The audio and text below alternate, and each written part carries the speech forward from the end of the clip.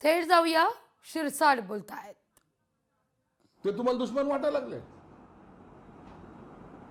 आणि ज्यांच्या विरोधात तुमचा संघर्ष चालू होता ते जवळ वाटायला लागले. आता मनसैनिकांना माझा प्रश्न आहे, तुमची अवस्था काय?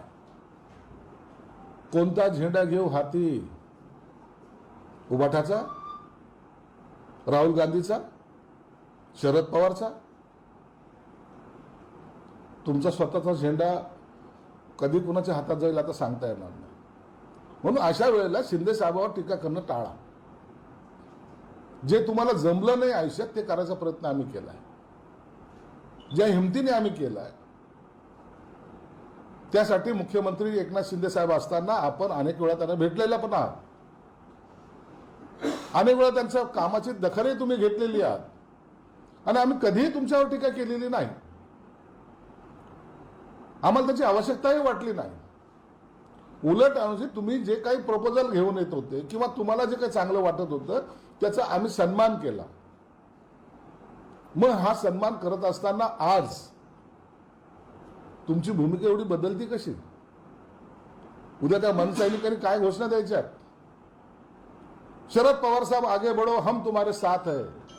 राहुल गांधी आगे बढ़ो, हम तुम्हारे साथ है. या घोषणा द्यायला आवश्यक ना. म्हणून म्हणलो की लावरे तो व्हिडिओ जर काढला तर 18-19 वर्षाचा संघर्ष हा कुठे गेलाय हे आपल्याला लक्षात येईल. मला तर वाटतं काही दिवसात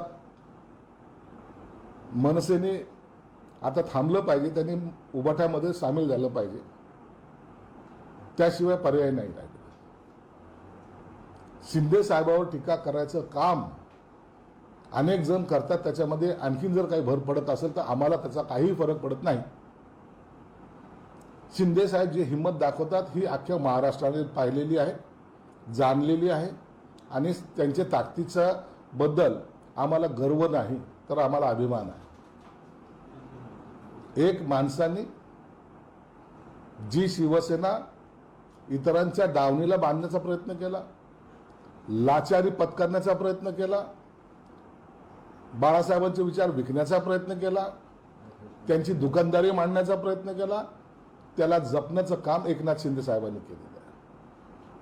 म्हणून आता तुमची भूमिका काय याबद्दल आम्हाला घेणे देणं नाही आणि आम्हाला त्याच्यावर बोलायचं, भाष्य करण्याची आवश्यकता सुद्धा नाही. राहिला निवडणुकीचा प्रश्न, त्या इलेक्शन कमिशनरचा प्रश्न, त्याबद्दल तुमचं काही मत असू द्या, आम्हाला त्याचा विरोध करतच नाही. तुमची ती भूमिका आहे आणि ते खरं असेल तर ते झालंही पाहिजे.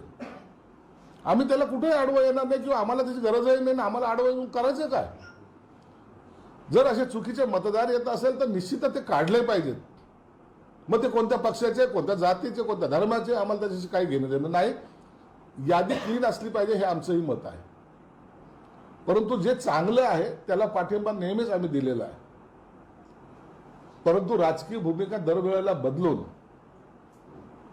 दर वेळेला वेगवेगळे स्टेटमेंट देऊन तुम्ही निश्चित द्या, तो तुमचा अधिकार पण आहे. परंतु आता शिंदे साहेबांनी किल्ल्यांवर येणाऱ्या सर्व मावळ्यांसाठी किंवा येणाऱ्या सर्व शिवभक्तांसाठी सुविधा केंद्र उभारले, त्याला तुमचा विरोध. कुणाचं नाव टाकलं, नमो सुविधा केंद्र टाकलं तर त्याला विरोध. कशासाठी पाहिजे हा विरोध? तुम्ही सुविधा केंद्र उभारा ना. नाही, मनसे सैनिक जाऊन त्याला तोडून टाकेल. तोडण्याची भाषा सोपी असते, परंतु त्यांच्यावर झालेल्या ज्या कारवाया, ज्या पोलीस कंप्लेंट, गुन्हे दाखल झाले त्याबद्दल कधी विचार केला? उद्या हा मनसैनिक कुठे असेल याची चिंता करा. मला या टायमाला एवढंच सांगायचं आहे की ज्या एकनाथ शिंदे साहेबांनी शिवसेना प्रमुखाचे विचार जपलेत, अनेकाने आज बाजूला झाले, ते करायचा प्रयत्न केला, त्यांच्याकडून जमलं नाही. जे इतरांकडून जमलं नाही ते एकनाथ शिंदे साहेबांनी केलंय हे लक्षात ठेवलं पाहिजे.